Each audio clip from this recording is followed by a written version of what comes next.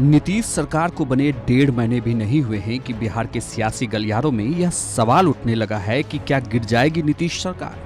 दरअसल इस सवाल के पीछे कई सारी वजहें, हम एक एक करके सारी वजहें बताएंगे।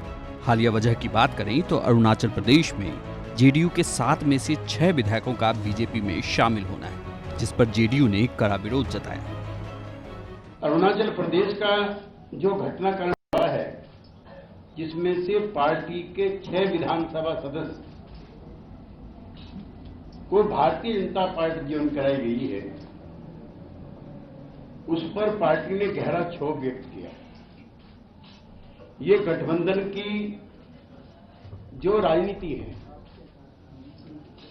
उसके लिए अच्छा साइन नहीं है। इसके अलावा लव जिहाद और बिहार में मंत्रिमंडल के विस्तार से लेकर केंद्रीय मंत्रिमंडल में जेडीयू की हिस्सेदारी भी बड़ी वजह है। दरअसल लव जिहाद को लेकर कुछ राज्यों में बीजेपी कानून बनाने की बात कर रही है, जिसकी चर्चा बिहार में भी होने लगी। और इसी को देखते हुए केसी त्यागी ने यह साफ कर दिया कि लव जिहाद पर बीजेपी और जेडीयू का रुख अलग अलग है। लव जिहाद को लेकर के जो घृणात्मक, निंदात्मक और विभाजनकारी जो एटमॉस्फेयर तैयार किया जा रहा है, जनता दल भी उसको अच्छा नहीं मानता। और ऐसे कानूनों को बना करके समाज में विभाजन करना, कुछ लोगों को उत्पीड़ित करना, इसको एक स्वस्थ लोकतांत्रिक कानून विधि व्यवस्था का हिस्सा भी हम नहीं मानते। अगले वजह की बात करें तो एक और बिहार में मंत्रिमंडल का विस्तार अभी तक हुआ नहीं है और इसके लिए भी नीतीश कुमार ने बीजेपी को ही जिम्मेदार बताया था।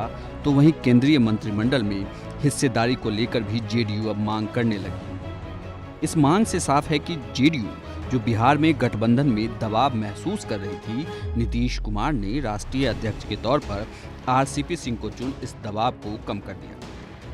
आरसीपी सिंह को इसलिए नीतीश कुमार ने उत्तराधिकारी बनाया क्योंकि 2 पदों का प्रेशर नीतीश कुमार पर से हटाया जाए और तो और पार्टी लाइन की बात करने के लिए कोई ऐसा नेता हो जो सरकार का हिस्सा न हो, जिससे पार्टी दबाव बना सके और अपनी बात खुलकर कह सके। आरसीपी सिंह को सामने लाना इसी का नतीजा है, जो अब खुलकर कह रहे हैं कि कोई धोखा बर्दाश्त नहीं। देखिए, हम लोग जो है, हमारे नेता जो है, बिल्कुल जिसको कहते हैं हम लोग, पूरा जो हमारा एजेंडा होता है वो हमारा पॉजिटिव एजेंडा रहता है और उसी के साथ हम लोग काम करते हैं। आरसीपी सिंह ने बयान देकर तो साफ कर दिया, लेकिन सवाल बड़ा है कि क्या नीतीश कुमार इस सरकार में फिलहाल दबाव में है। इसके लिए 2020 के विधानसभा चुनाव परिणाम के नंबरों को देखना होगा। 243 सीटों वाली विधानसभा में 122 सीटें सरकार बनाने के लिए चाहिए, जिसमें से जेडीयू 43 सीटों पर, बीजेपी 74, हम 4 और वीआईपी 4 सीटों को मिलाकर सरकार बनाई।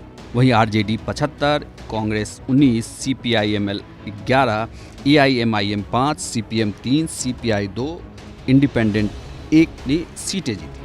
पहली बार नीतीश सरकार के खिलाफ एक मजबूत विपक्ष भी है और इसी दबाव को कम करने के लिए नीतीश कुमार ने आरसीपी सिंह के हवाले पार्टी की और खुद अब सरकार का काम पूरे तौर से संभालेंगे। यानी कि जरूरत और दबाव दोनों का एक तीर से नीतीश कुमार ने शिकार कर दिया। इतना ही नहीं, नीतीश कुमार का यह बयान देना भी बताता है कि मुख्यमंत्री कोई भी बीजेपी से बन जाए, उन्हें फर्क नहीं पड़ता। यह बयान यह भी बताता है कि नीतीश कुमार अब दबाव दिखाना नहीं चाहते, बल्कि गठबंधन में पिछली सरकार की तरह फ्रंट फुट पर खेलना चाहते हैं। ऐसे में बीजेपी का अगला कदम क्या होगा, यह भी देखना दिलचस्प होगा।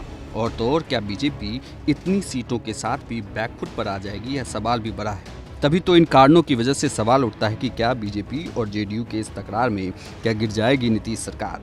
बिहार तक डेस्क रिपोर्ट।